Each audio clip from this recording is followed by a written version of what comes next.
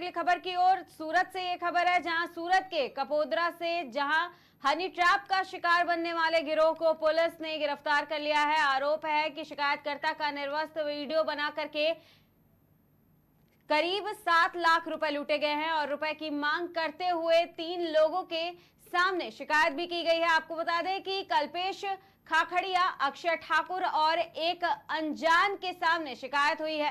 वहीं पुलिस ने 2 अपराधियों को पहले ही गिरफ्तार कर लिया था और अक्षय चौहान को पुलिस ने वांछित घोषित किया है। वहीं पुलिस ने अक्षय चौहान को भावनगर से गिरफ्तार किया है।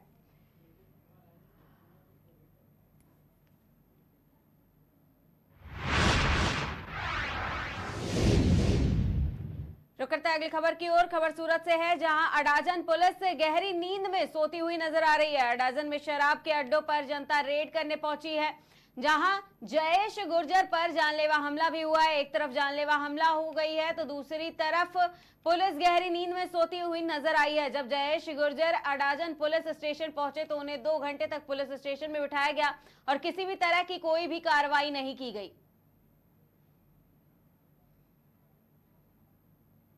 મારું નામ જયેશ ગુર્જર છે। અડાજણ પોલીસ સ્ટેશન હદ વિસ્તારના અંદર ટીજીબી આવાસ આવ્યું છે। ટીજીબીની ગલીમાં સૌરવ પોલીસ ચોકીની બાજુમાં ત્યાં ખુલ્લેઆમ આવાસના અંદર દેશી દારૂનો અડ્ડો ચાલે છે, જ્યાં ફ્લેવરવાળા દેશી દારૂ વેચાય છે, જેની રજૂઆત છેલ્લા 1.5 વર્ષથી સીપીથી લઈને પીઆઈ સુધી દરેક મેં કરી દીધી હતી। તે છતાં કોઈપણ પ્રકારની કાર્યવાહી ન થતાં આજે અમે લોકો જનતા દ્વારા ફેસબુકનો લાઈવ દ્વારા જનતા રેડ કરવામાં આવી, જ્યાં અનિલ રાઠોડ જે બુટલેગર મેન છે એના દ્વારા અને પિન્ટુ કાડિયો નામનો વ્યક્તિ દ્વારા મારા પર જીવલેણ હુમલો કરવામાં આવ્યો છે। લાકડાના ફટકા અને સળિયા અને પથ્થરો દ્વારા મારા પર હુમલો કરવામાં આવ્યો છે।